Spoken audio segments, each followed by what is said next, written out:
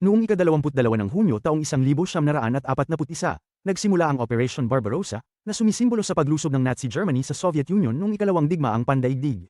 Ito ang pinakamalaking operasyon militar sa kasaysayan sa aspektong manpower at mga biktima, at ito ay malaki ang epekto sa takbo ng digmaan. Noong ika-22 ng Hunyo taong 1978, natuklasan ni James Christie, isang Amerikanong astronomo, ang Charon, ang pinakamalaki sa 5 kilalang buwan ng Pluto.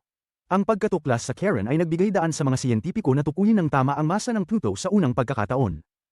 Noong ika-22 ng Hunyo taong 1986, sa panahon ng quarter-final na laro sa pagitan ng Argentina at Inglaterra sa FIFA World Cup, ang Argentinianong manlalaro ng football na si Diego Maradona ay nagtala ng 2 sikat na goal, ang kontrobersyal na "Kamay ng Diyos" goal at "Goal ng Siglo".